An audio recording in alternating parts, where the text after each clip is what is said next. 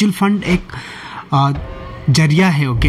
जो बड़ी बड़ी कंपनी होती है वो लिस्टेड होती है, इन्वेस्ट करती है बहुत सारे शेयर्स में, बहुत सारे बॉन्ड्स में इन्वेस्ट करने के बाद वहाँ से जो रिटर्न्स आती है वही रिटर्न्स हमें दी जाती है। क्या देखो, ग्राफ को देखिए, 1 year, 2 year, 3 years, 5 years overall कितना तक रिटर्न्स दे रही है ये फंड। क्या ये फंड आगे जाके भी इसी तरह रिटर्न्स देते ही रहेगी? उसके साथ फिर से 20% का रिटर्न्स आपको ऐड होके आती है, तो वो कितना बन जाता है आप कैलकुलेट करके मुझे बताइए। इस तरह आपका हर साल कंपाउंडिंग इफेक्ट काम करेगा। 1-2 साल के लिए आप भूल जाइए क्या है कंपाउंडिंग इफेक्ट, आपका काम पे ध्यान दीजिए। फंड डाउन चली जाएगी तो दूसरा फंड जो है आप चली जाती है। ये हम बोल सकते हैं मार्केट में तहलका मच रही है तो उस समय सारा फंड आपका डाउन हो। आपका मार्केट अभी 10% 20% डाउन है तो आपके सोच में 50-60% आपका रिटर्न चाहते हैं, तो 20% रिस्क तो आपको उठाना ही पड़ेगा और मार्केट में पेशेंस के साथ आपको रहना होगा। मार्केट से आप भाग जाते हैं तो आप बहुत सारा नुकसान उठा के भागना होगा आपको, और फिर दोबारा हो सकती है आप जिंदगी में मार्केट में कदम भी नहीं रखेंगे, क्योंकि मार्केट में आपको इस तरह का डर फैला रहेगा। खुद का जो एक्सपीरियंस है उसके बेस्ट में ही आपको मैं बोल रहा हूँ कि क्या होती है, कैसे हम शुरू करते हैं, छोटा ही कदम कैसे हम ले सकते हैं, उसी चीज़ के लिए मैं आपको बता रहा हूँ।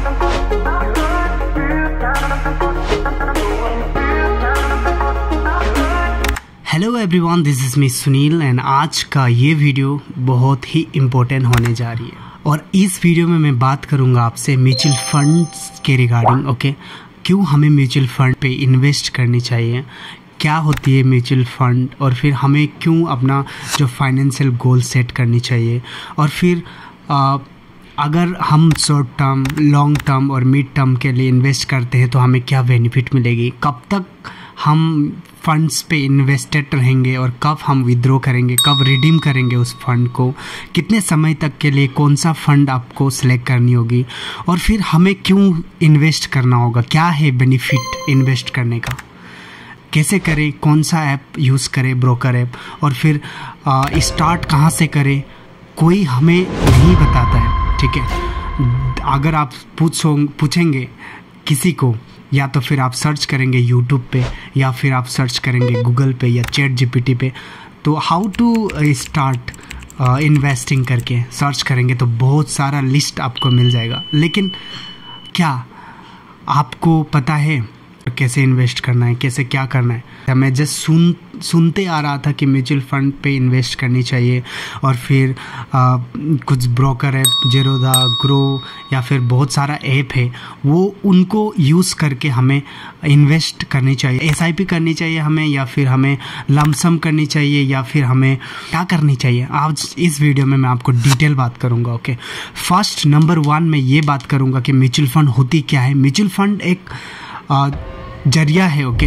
जो बड़ी बड़ी कंपनी होती है वो लिस्टेड होती है, और हम जैसे मतलब नॉर्मल इंसान वो कंपनी को इन्वेस्ट करते हैं, और वो कंपनी अपना फंड मैनेजर को हायर करके, मतलब फंड मैनेजर वगैरह वो लोग का टीम होती है, वो टीम जो है इन्वेस्ट करती है बहुत सारे शेयर्स में, बहुत सारे बॉन्ड्स में, बहुत सारे जगहों में। वो इन्वेस्ट करने के बाद वहाँ से जो रिटर्न्स आती है वही रिटर्न्स हमें दी जाती है। वही बेसिकली म्यूचुअल फंड का जो मीनिंग है वही होती है कि फंड कलेक्ट करते हैं और वो फंड को डाइवर्सिफाई करते हैं, बहुत जगह इन्वेस्ट करते हैं, और वहीं से जो इनकम मिलती है, पार्ट ऑफ द इनकम हमें मिलती है ऐसे रिटर्न्स, ओके।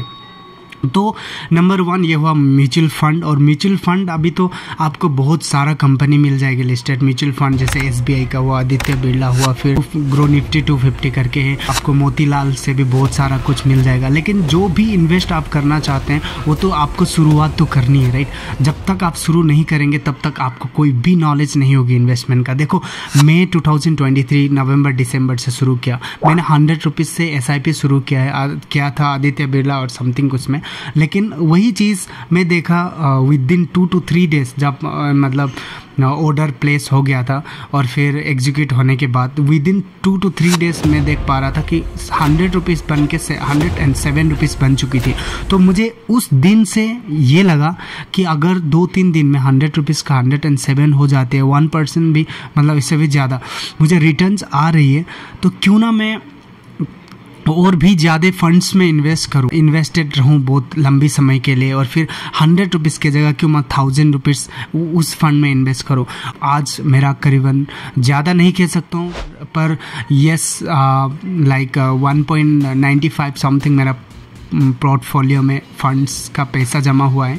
ओके, मेरा जो रिटर्न्स अभी चल रही है 3 to 5% ही चल रही है, क्योंकि उस समय से मैं कुछ इन्वेस्ट किया था, फिर से मैंने मतलब मुसीबत के कारण कुछ फंड्स ज़रूरी थे तो मैंने विथड्रॉ किया। ओके, विथड्रॉ करने के बाद फिर से मैं इन्वेस्टेड रहा। जस्ट आपका माइंड सेट ये है कि आप कोई भी बड़ी फंड होती है वो लॉन्ग टर्म के लिए हम इन्वेस्ट करते हैं, और मिडिल फंड में इन्वेस्ट करते हैं, और फिर छोटी फंड जो होती है वो शॉर्ट टर्म में हम इन्वेस्ट करते हैं। लेकिन दूसरी तरह का ये फंड भी होती है कि आपका जो टैक्स सेवर फंड उसको कहते हैं, वो 3 years का लॉक इन पीरियड होती है। टैक्स सेवर फंड एग्जाम्पल देना चाहूँगा, वो फंड में से एक फंड है ELS फंड और पराग प्रतीक फंड, ये टैक्स सेवर फंड है। ओके, यहाँ पे आप अगर 500 से या 1000 से इन्वेस्ट करते हैं तो आपका करीबन मंथली SIP कटेगी, ऑटोमेटिकली बैंक से कटेगी, आपको बैंक में मेंटेन करके रखना होती है, और वो 3 years के बाद ही वो रिडीम्शन का ऑप्शन आपको मिल जाती है। वो फंड भी आपके लिए और हमारे लिए वो सही है, क्योंकि हमको अगर बहुत ज़्यादा पैसों की ज़रूरत होती है तो उस समय हम वो फंड को विथड्रॉ नहीं कर सकते हैं, क्योंकि हमारे पास लिमिटेशन होती है। अगर दूसरी फंड को हम इन्वेस्ट करते हैं तो वो हमारे पास एक्सपोजर रहती है और हम तुरंत उसको रिडीम कर सकते हैं। ओके, विदिन 3 to 4 days में आपको पैसा आ जाती है। चलो बात करते हैं कितना SIP करने से ठीक रहेगा और कौन सी ऐप से SIP करनी है। देखो, SIP आप कितना करेंगे ये आपके ऊपर डिपेंड्स होते हैं, कितना कैपेसिटी है। कोई लोग 10,000 करते हैं तो कोई लोग 20,000 भी करते हैं, कोई लोग 100 करते हैं तो कोई लोग 500 भी करते हैं, और 1000, 2000, 4000 तक करते हैं। ओके, देखो, एक नॉर्मल सा ये डीमेट अकाउंट आपको बनानी होती है। सबसे पहले तो ग्रो ऐप मैं यूज़ करता हूँ, और मैं ये रिकमेंडेशन नहीं है मेरा, लेकिन मुझे अच्छी लगती है ग्रो ऐप से ही मैं इन्वेस्ट करता हूँ। और मैंने जितने भी इन्वेस्ट किया है, जितना मेरा फंड्स का पोर्टफोलियो अपडेट है, वो मेरी ये चैनल है, इसका सोर्स में सारा वीडियो दे के रखा हूँ। अगर आपको बेसिक इन्फॉर्मेशन और नॉलेज चाहिए कि कैसे मार्केट अप होती है, कैसे डाउन होती है, तो आप जाके सोर्स में आप देख सकते हैं। मैंने बहुत पहले से ही सोर्स अपलोड करना शुरू किया था मेरे इन्फॉर्मेशन के लिए, रेफरेंस के लिए। बाद में मुझे पता चलनी चाहिए कि कितना क्या हो रही है। Okay, just for my reference and again ये हेल्पफुल हो आपके लिए भी, कुछ सीखने मिलेगा। कल कितना मार्केट था, आज कितना हुआ, वो सारा चीज़ के लिए मैंने सोर्स अपडेट कर दी है। ओके, ऑलरेडी मैं बात कर रहा था ब्रोकर ऐप का, तो मैं ग्रो की बात कर रहा था। मैं कोई रिकमेंडेशन नहीं दे रहा हूँ आपको, मुझे अच्छा लगता है जो वही मैं बोल रहा हूँ। ग्रो ऐप में आपको KYC करने के बाद आपको ID क्रिएट हो जाती है। होने के बाद फिर 1 से 2 दिन के बाद आप इन्वेस्ट कर सकते हैं। और जैसे मैं स्टॉक मार्केट के बारे में बात नहीं कर रहा हूँ इस वीडियो में, अगर आपको स्टॉक मार्केट के बारे में भी और जाननी है तो कमेंट में बता सकते हैं। ओके, मैं उसके रिलेटेड भी वीडियो बनाऊंगा आपके लिए। ओके, और जैसे आप डीमेट अकाउंट की बात करें, ग्रो ऐप में आप ग्रो ऐप को डाउनलोड करके डीमेट अकाउंट आप क्रिएट करने के बाद आपका ID तैयार हो जाती है आपके नाम से, और आपको वो बैंक, आपके जो भी बैंक अकाउंट है उसको लिंक करनी होती है। जो पैसा आप डीमेट अकाउंट में आप सबमिट कर रहे हैं या फिर विथड्रॉ कर रहे हैं, तो वहीं से उसी अकाउंट में आपको चले जाती है। तो बात रही, आपने डीमेट अकाउंट भी अभी क्रिएट कर लिए, सारा चीज़ कर लिए ग्रो ऐप से। उसके बाद इन्वेस्ट कैसे करेंगे? सबसे पहले आप फंड सर्च करेंगे ग्रो ऐप में। ओके, मैं कोई भी फंड एनालिसिस नहीं हूँ, मैं आपको ये फंड में इन्वेस्ट करो या फिर उस फंड में इन्वेस्ट करो ये नहीं कह सकता हूँ। आपके तरफ से अपना रिसर्च करने के बाद आप फंड को चुनो। ओके, कैसे रिसर्च करेंगे? आप सबसे पहले फंड में क्लिक करने के बाद डेटा देखो, ग्राफ को देखिए, 1 year, 2 year, 3 years, 5 years overall कितना तक रिटर्न्स दे रही है ये फंड। क्या ये फंड आगे जाके भी इसी तरह रिटर्न्स देते ही रहेगी? आपको पास्ट हिस्ट्री आप देखेंगे तो ये फंड का मतलब फ्यूचर आपको दिख जाएगी। ओके, तो आपको ये फंड अगर सही लग रहा है तो इसमें 500 का यहाँ पे आपको लमसम और SIP का ऑप्शन मिलेगा। SIP और लमसम का ऑप्शन मिलेगा। अगर SIP में क्लिक करेंगे, आपका 500 आप क्लिक करेंगे, 500 एंटर करेंगे तो आपका 500 डिडक्शन के लिए ऑटो पे सेट हो जाती है। और कौन सा डेट में आप फंड को मतलब अमाउंट डिडक्शन चाहते हैं बैंक से, वो डेट आप सिलेक्ट कर सकते हैं, और ऑटोमेटिकली बिना झमेला के आपका अमाउंट जो है ऑटोमेटिकली डिडक्ट होगी और इस फंड पे आके जमा होती है। अब बात रही है SIP की, और फिर मैंने बोला आपको कि कौन सी फंड कैसे सिलेक्ट करनी है। ओके, ये आपके ऊपर डिपेंड्स होती है, मैं कह नहीं सकता हूँ आपको कौन सा फंड आपको सिलेक्ट करनी है।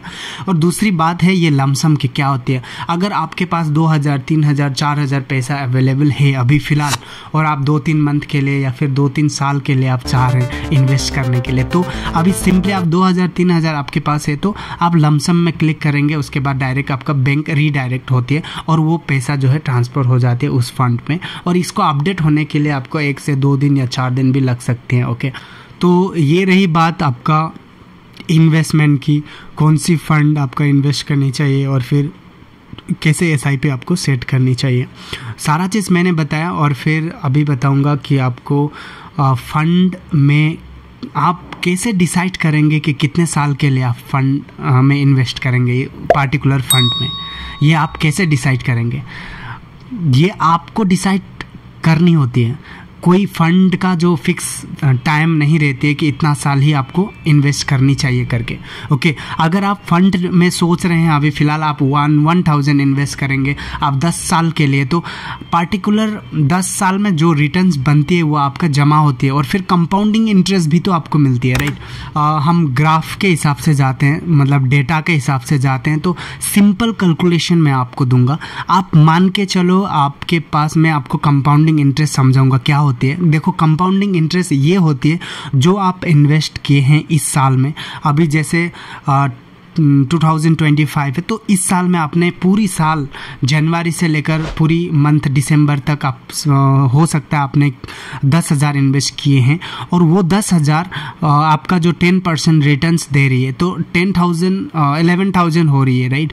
11,000 हो रही है, और फिर नेक्स्ट ईयर फिर से आपका जो SIP है वो कंटिन्यू चलता रहेगा, और वो 11,000 में आपका फिर से रिटर्न्स आना शुरू हो जाएगी। ओके, फिर नेक्स्ट ईयर आपका वही जो 10% बनकर 20% हो गई है, और जो 11,000 है उसके साथ फिर से 20% का रिटर्न्स आपको ऐड होके आती है, तो वो कितना बन जाता है आप कैलकुलेट करके मुझे बताइए। इस तरह आपका हर साल कंपाउंडिंग इफेक्ट काम करेगा। 1-2 साल के लिए आप भूल जाइए क्या है कंपाउंडिंग इफेक्ट, आपका काम पे ध्यान दीजिए, कंटिन्यूस आपका इन्वेस्टमेंट जो है इन्वेस्टमेंट में फोकस होनी है। और फंड, एक ही फंड में आप पूरा पैसा मत डालिए, फंड को डाइवर्सिफाई कीजिए। मान के चलो आप 4 फंड में 500, 1,000 या 2,000 आप इन्वेस्ट कर रहे हैं, कोई दिन वो फंड, एक फंड डाउन चली जाएगी तो दूसरा फंड जो है आप चली जाती है, ये हम बोल सकते हैं। और कभी ऐसी होती है बहुत सारा मार्केट क्रैश हो रही है और फिर मार्केट में तहलका मच रही है, तो उस समय सारा फंड आपका डाउन हो सकते हैं। जैसे मेरा फंड, ओके, मेरा जब पोर्टफोलियो करीबन 1,70,000 और समथिंग 80,000 2 लाख ही पहुंच गया था, लेकिन 24,000 डाउन चल रही थी मार्केट। 24,000 डाउन चलने का मतलब क्या होती है गाइस, बहुत सारा लॉस होती है। अगर वहाँ पे आप फ्रस्ट्रेशन में आके वो उस सिचुएशन में आप विड्रॉ करते हैं, रिडीम करते हैं, तो आप डूब जाएंगे। ओके, इस तरह की आप गलती मत कीजिए।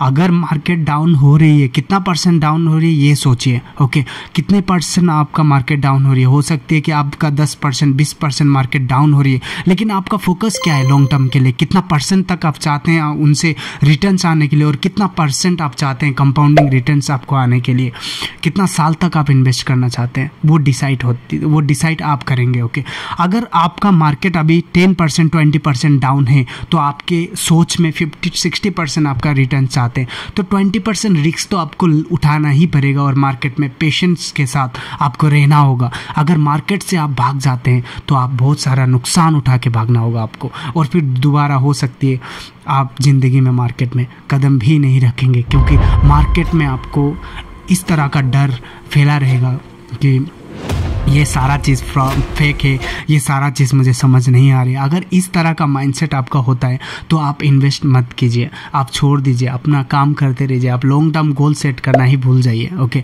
मैं ये नहीं कर रहा हूँ आपको इन्वेस्ट करनी ही चाहिए, इन्वेस्ट आप कर सकते हैं या नहीं वो आपके ऊपर डिपेंड होती है, लेकिन बहुत सारे मतलब लोग सक्सेसफुल लोग इन्वेस्ट करते हैं, कंपाउंडिंग इफेक्ट का वो लाभ उठाते हैं। ओके, तो वही चीज़ जो है आपको मैं समझाने का कोशिश कर रहा हूँ, और इसके रिलेटेड मैं खुद का जो एक्सपीरियंस है उसके बेस्ड में ही आपको मैं बोल रहा हूँ कि क्या होती है, कैसे हम शुरू करते हैं, एटलीस्ट छोटा ही कदम कैसे हम ले सकते हैं, उसी चीज़ के लिए मैं आपको बता रहा हूँ। ओके, रही दूसरी बात, मैं बोल रहा था आपको कि मार्केट बहुत सारा डाउन हो चुका था मेरा, तो मैंने मार्केट में स्टे किया। ओके, वेट किया। अभी फ़िलहाल करीबन मार्केट थोड़ा अप जा रही है।